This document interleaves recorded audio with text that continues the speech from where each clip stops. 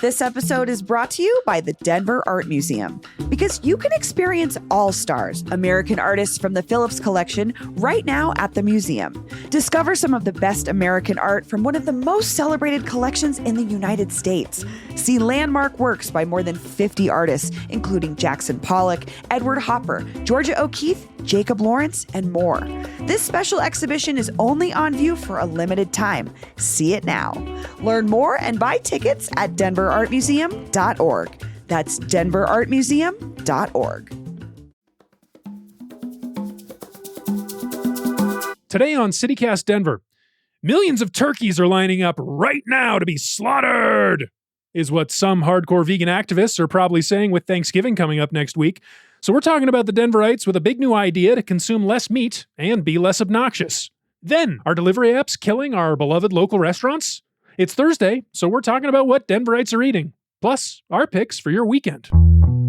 Today is Thursday, November 16th. I'm Paul Caroli in for Bree Davies, and here's what Denver's talking about.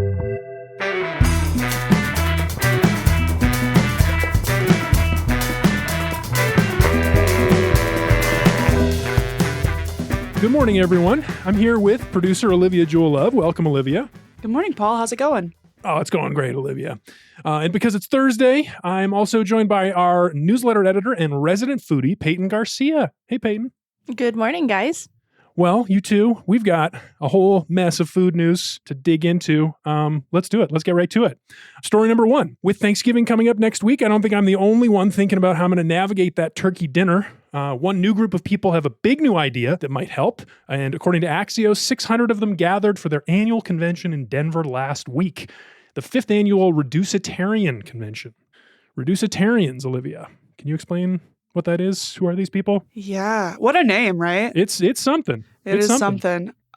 Basically, their message is you don't have to go full vegetarian or vegan to make a difference in factory farming, climate change, the things that these big industries are known for contributing to, which I think is great.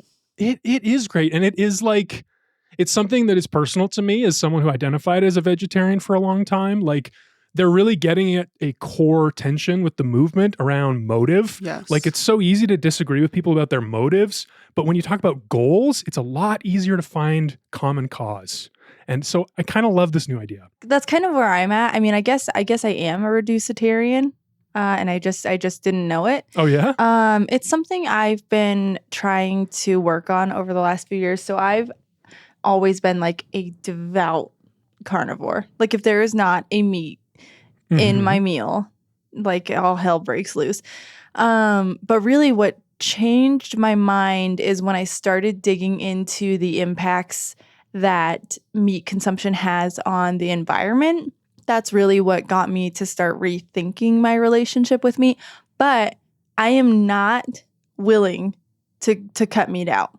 Not even a little bit. Not even. I will not give that. And like, I don't know. The thing that I thought was so interesting about this is I feel like as somebody who eats meat a lot, there was like all this pressure from other vegetarians and vegans, like, and they're judging me for eating meat, and like, it's the worst part of it. It's by far the worst part of it. That's exactly what one of the co-founders of this movement said. Basically, he had this moment, like what you were saying, Paul, Thanksgiving. He was at Thanksgiving one year, and he quotes, succumbed to a slice of turkey. Which, love that wording. But he got to this root problem that I think a lot of people struggle with these like diets, is that he realized it wasn't about being perfect or pure. It was about just trying to be a better person and do the best that you reasonably can, which that's fantastic. We should adopt that for like everything, you know? Try your best. Meet yourself where you're at, you know? It is a lot more realistic. Like, and it's just like a more human approach to it. And like I said, like the judginess of vegetarians and veganism, like as someone who identified like that for a long time, like it's also uncomfortable on this side of it because people are assuming that of for you. Sure. Like if you sit down at Thanksgiving dinner, people are like, "Oh, do you want, can I give you some sweet potatoes? Like what do you want to eat? What can you eat?" It's like, well, I can eat anything. I'm making some choices right now. And I don't know. I don't always want to talk about factory farming or like climate Right. change over Thanksgiving, you know? Right. Yeah.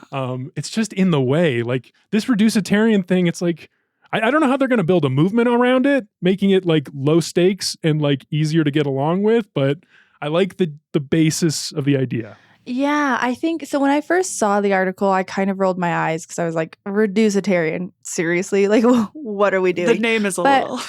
Yeah, but I also think there's something to be said for giving it that label. Like, I don't know if giving it a label is going to get more people to want to participate in it. Like, I think that's ultimately a good thing. And I just think without that, it's so black and white, right? Because I saw it like that for so long. Like, okay, I'm not a vegetarian, so what?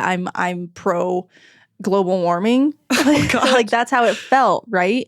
But I mean, I'm just somebody who eats meat but is trying to be a little more conscientious of my decisions, my consumption decisions, and how it impacts the world around me. And you know, if people want a buzzy label to go with that, like, you know, it's not hurting anybody. Yeah, you're right. You're so right about it being black and white or not being black and white. I mean, I have not really talked about this in the show, but that was the moment for me where I started eating meat again after 10 years. Was we had been doing some coverage of this subject on the show, and I had just been to this like small family farm that was raising pigs in northern Colorado. I looked at these pigs in the eye, and then I got home and I picked up a plant-based hamburger patty from the global meatpacking company JBS's new plant-based protein company. And I was like, which of these two things is having a greater impact? Like the impact that I want to have. Exactly. Which of these two things? Like it's so nuanced to look at either of those things and think, you know, this is clearly the right thing to eat. Black or white. It's just not correct. It's very odd. Anyway, listeners, Reducetarian, it's an okay name. I think you can do better. Give us a better name for this Better movement. name. Call in. Also, recommendations for vegetarian, vegan places, or just restaurants that serve great meat-free or less meat options around Denver. I think we're all curious now. That number is 720-500-5418. Again, better name than Reducetarians. Call the Better Name for Reducetarian hotline at 720-500-5418. This one, oh my God. Delivery apps. Our top story, I think, today is this challenge that our local restaurants are increasingly having with delivery apps and the amount of money that they're taking from restaurants or from consumers or from who. I don't know. We'll figure it out. But here's the real news. In an interview with Business Den, the chef and owner of one of our favorite downtown lunch spots, Little Finch, Mary Wynn, she's speaking out on delivery apps. She says these apps are making it, quote, really challenging to run her business because they're taking commissions of 19 up to 25% per order. 25% per order. Peyton, how do you feel about DoorDashes and the Grubhubs and Uber Eats after hearing this? I think my relationship with them had been changing already, but especially after reading this article, I feel like I'm thinking about them differently. They were awesome during the pandemic. They were an absolute must. They helped a lot of local restaurants survive. They helped people support the dining scene without having to like expose themselves and go out, during this really weird time. And it was critical. But now, I don't know, things have changed. The dynamic has changed around them. And just like from our personal experiences with like Uber Eats and DoorDash, which we used to do a lot when we would meet in person, and we've actually stopped doing that quite a bit. And I think that part of that is because the experience, it can be so, I don't know. It's so, I don't like it. I'm done with it. It's like so expensive. It takes forever. Half the time the order is wrong. And then the whole point I felt of this Business Den article with Mary Wynn was that she was like, we don't control that experience. So like people have that experience with DoorDash and Uber Eats and Grubhub. And I mean, I think we're guilty of that, or at least me and Brie are, when we would DoorDash stuff and get really upset because our order was wrong, or it took forever, or it was like you end up paying $35 in fees. And then like that, I don't know, we're like inadvertently angry with the restaurant. And like that shouldn't be the case. Yeah, the restaurant kind of bears it because you're ordering from the restaurant. That's who you think you're doing the transaction with. But it's really just as much the apps. And Olivia, I want to hit you with some data here, see how you feel about it. So this is a line from the Business Den article, an editor's note, one of the more interesting editor's note I've seen in a long time. I'm quoting here, on Tuesday, a Faro salad at Olive and Finch cost $16.50 on Uber Eats. Delivering that meal to a Lodo apartment cost $35.80, including the suggested tip. That's almost twice as much money for the delivery and the tip. What do you see in that, Olivia? I don't know. I mean, I struggle with this because obviously I see the harm it's having on these small businesses, but also I'm thinking about the people that are working as drivers and deliverers for all of these apps. And, I think it's really important to think about the accessibility of these jobs, because this is something people, if they need an extra source of income after their job, they can go do a couple deliveries and make a little bit of extra money. So I see the large appeal for people looking for a side hustle to have an extra source of income.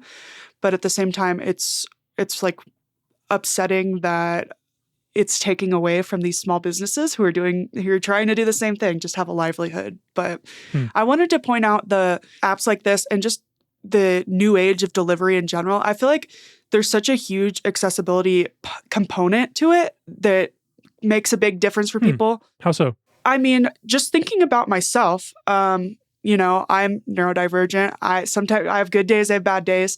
And some days, on those days when I don't have enough energy, spoons, whatever you want to call it, left to cook, to make a meal, to even think about what to eat, frankly, it's really nice to have this app where all the options are listed so I can see what's there and then click on a picture and be like, okay, I want that, and just have it delivered to me, because these apps they're such a great way to bridge that gap. And I don't know, when I don't order super often, but I do think about the fact, I'm like, obviously this is a lot more than it would be if I went and picked it up. But, at the same time, I'm trying to think I'm paying these delivery people for their time. Unfortunately, I'm paying this app to exist, which I don't know how I feel about that. Well, it's providing you a lot of value. You're getting a lot of value from the delivery, from the access to the restaurants. It's helping you out. And same for the delivery people who are doing those jobs. Right. They're getting something out of those jobs. Yeah. So it's a real issue. It's a public policy issue. And as Mary Wynn points out in this Business Den interview, the city of Denver has changed its policy on these delivery apps recently. Yes. Peyton, you mentioned during the pandemic, the apps exploded. And at that time, according to Mary Wynn, they were charging as much as 35% commissions on deliveries. Now, that led the city, like many other cities across the country, to impose a 15% cap. But that cap expired, and now we're back to this position where Mary Wynn is dealing with almost 25% commissions. So what do you think about the impact on restaurants here, Peyton, the restaurant industry with these changing regulations and policies? And it's so tough. I don't know. I don't see a solution here. I mean, and I'm just a person with a microphone. I'm not in charge of making these decisions. But and I think Mary kind of hints at this in her interview with Business Den. But I think that what needs to change is the relationship between the restaurant owners and the delivery app companies. It just seems like there maybe needs to be some fine tuning that happens there, because that's where I think the breakdown is happening. That's where there's a negative experience. I love that idea. Yeah. I think you're totally right. Babe. Maybe if the apps gave the restaurants a little bit more opportunity to customize their page and present their brand, if that's something that Mary Wynn is feeling out of control about, maybe giving her some more control on the app would be a way of if you're an app saying hey, maybe don't criticize us in the press, we're working together here. We're partners.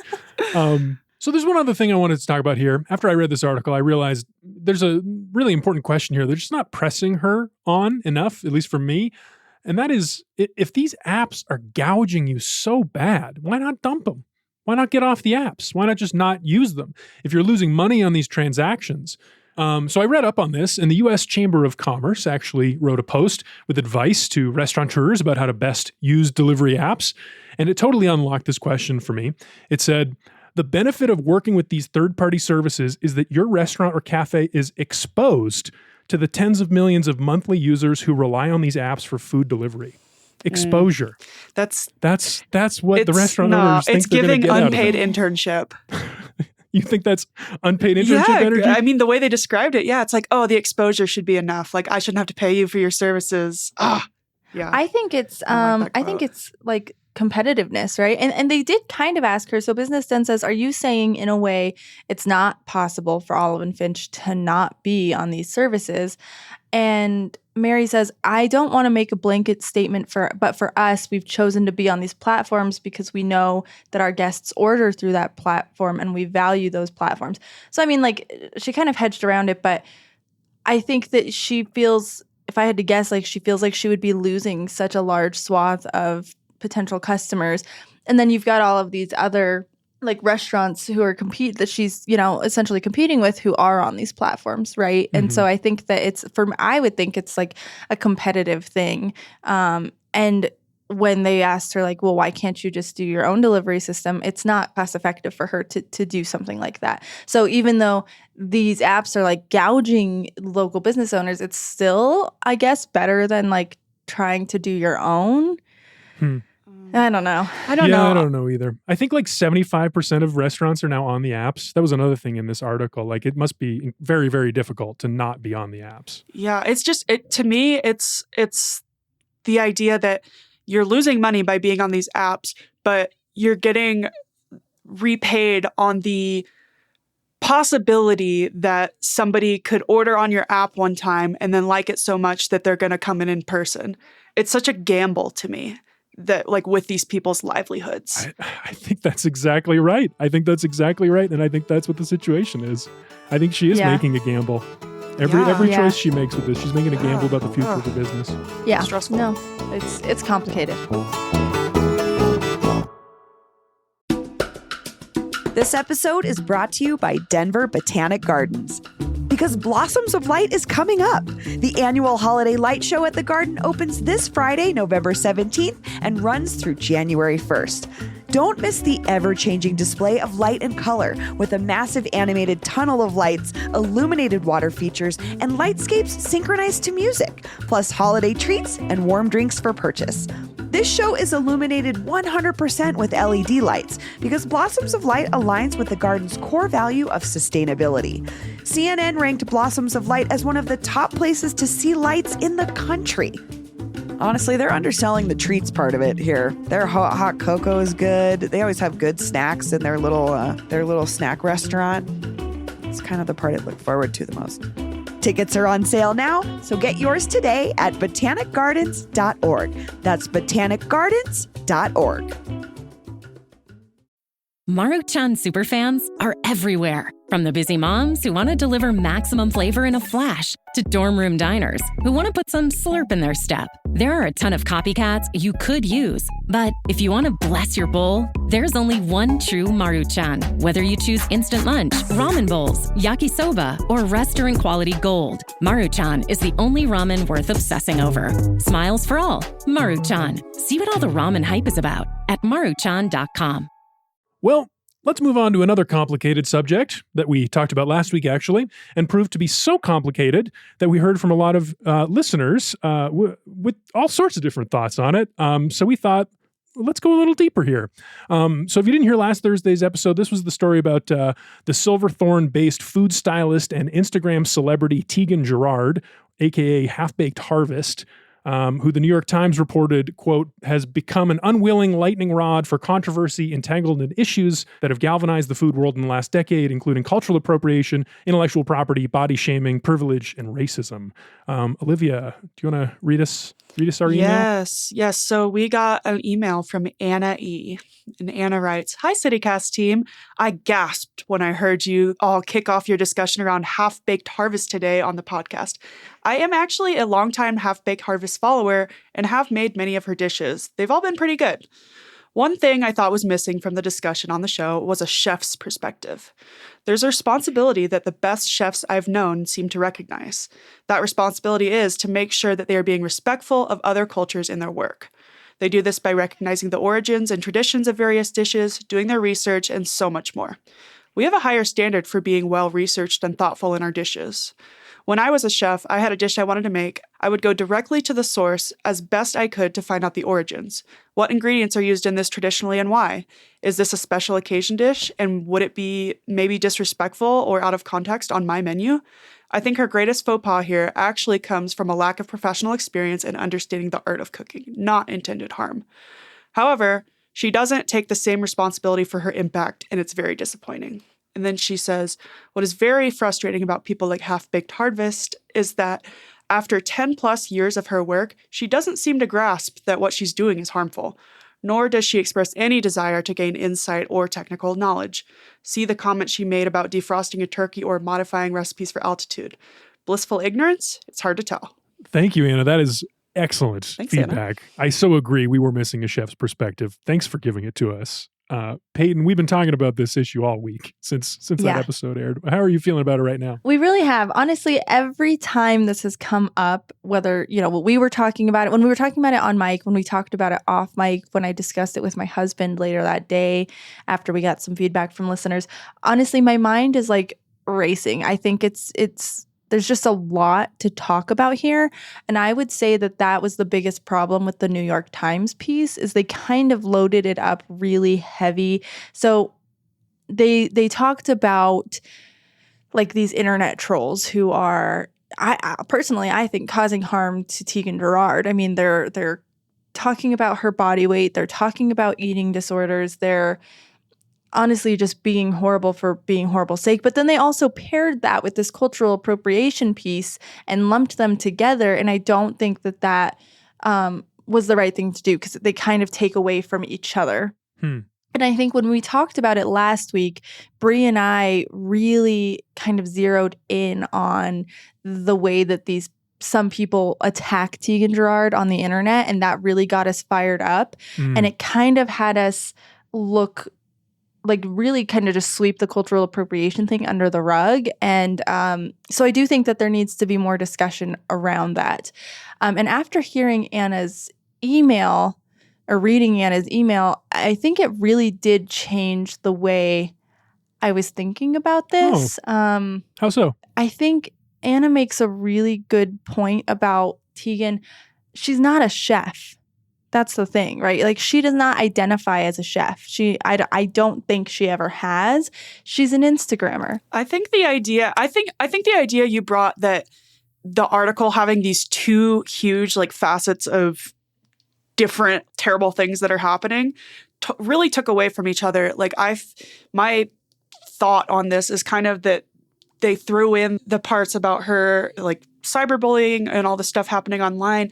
I feel like that either like unintentionally or intentionally softened the blow of the cultural appropriation here. Yes, totally. And it kind of ended up switching the like victim card to her in a very strategic way. So it's like you can't really be mad at her about these things she's doing wrong because also look at all this bad stuff that happened to her. So like feel bad. Yeah. But I want to say, I think that's such you put it really nicely, Olivia. I couldn't find the words to do that, but I think that's a really good point. But I do want to talk about the cultural appropriation because I think it is really, really relevant. And Anna talks about that in her email. And I started to think about really what made the light bulb turn on for me was like this idea of erasure. Like that with Tegan, because at first I was like, what harm is she doing by mispronouncing something or calling tacos with pineapples Hawaiian? Like, is that really such a big deal? But it is when you're erasing an important piece of somebody else's culture. And then we just go back to this whitewashing. We're just whitewashing this culture again in a whole new way. It's also taking the parts, you're picking and choosing the parts of someone else's culture that you think are Instagram worthy and just using them to your advantage on your platform and then forgetting about all the rest that goes into that culture, you know, whatever it is, the dish, that you want, the ceremony, if you're like making a ceremonial dish, it's just taking the parts you think are viral and dumping the rest, which I think could be really harmful. Really, I tried to put myself in the shoes of somebody else, like the person who's being appropriated. And I was like thinking, as somebody who identifies as Latina, like how irrationally annoyed I get when like my in-laws who are white put black olives on their tacos. And I'm like, black olives don't go on tacos. Do you know nothing about Latina culture? I mean, and it would make me mad. Like same thing with like my chamorro culture. Like if somebody took a traditional chamorro dish and only took bits and pieces of it and then tried to tout that as chamorro, I would be mad. So, that's just a big thank you to Anna and everybody else who wrote in and called us on that. I really appreciate that. And it really taught me to look at something differently. Seriously, writing in is a gift, and we appreciate it. It makes us better. Really, really do appreciate it. Write in, call in anytime. All right, we got only a few minutes left. Let's get to some picks. Picks for the weekend. Let's do quick picks. Who's got a pick? Mine's easy. I'll tell you. Bring it the on, only Peyton. place to be this weekend Yes. is at the opening of the Chris Kindle Market. All right. It's happening this weekend, Civic Center Park. I missed it last year. It's so much fun. I think when I went last, it was still happening on 16th Street Mall or over in that area, and it's a blast. But they've since moved it to Civic Center Park, and I hear that's a really great place for it. And then the opening ceremony is happening on Friday, and I think a half hour before they open the doors to the market, they're doing the Mile High tree lighting right there in the park as well. And then from now until I think Christmas or something, or maybe it's longer than that. Sorry, I'm not sure. But it happens for a long time, and it's free, and it's open daily, and it's the best. So that is the only place to be this weekend. Fantastic pick, Peyton. Fantastic. I do miss when it was on 16th Street Mall. I thought it was so fun that it was all tightly compact in that little place. I don't know if it was Skyline Park or what, but that was great downtown feelings at Christmas time. And having it more in Civic Center Park, it's more wide open, doesn't have quite the cozy factor for me, but I do still really like it. I wonder if the Krampus will be back this year. He has to He made be an there. appearance last year. That guy is very scary guy.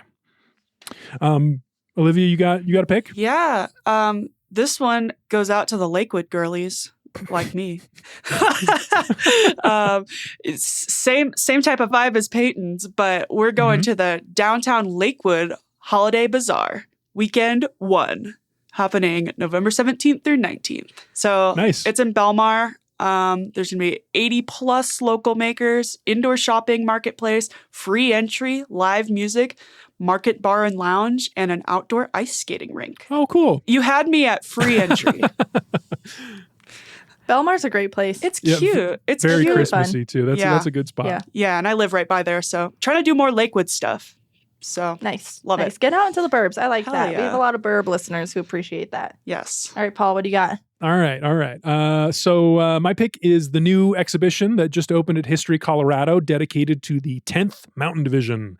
If this is the first time you're hearing about that somehow, the 10th Mountain Division was a World War II era armed ski division of the United States Army that trained here in Colorado outside of Leadville at a place called Camp Hale, and then went to fight on mountains with skis and machine guns and stuff in Italy, and then came back and basically founded the ski industry.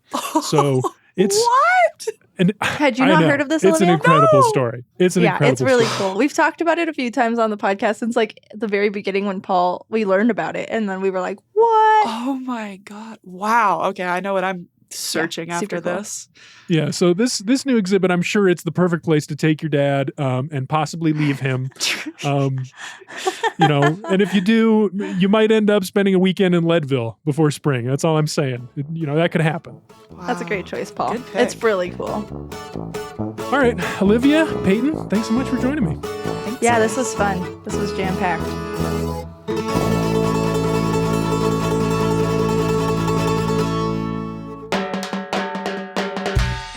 That's all for today here on CityCast Denver. If you enjoyed the show, why not take a minute to tell the Reducetarians about us? Rate the show 5 stars wherever you get your podcasts. Subscribe to our morning newsletter, Hey Denver, and learn more about us at denver.citycast.fm. We'll be back tomorrow morning with more news from around the city. See you then.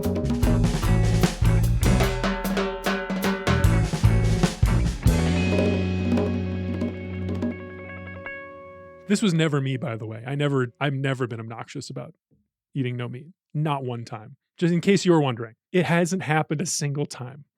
Check my references.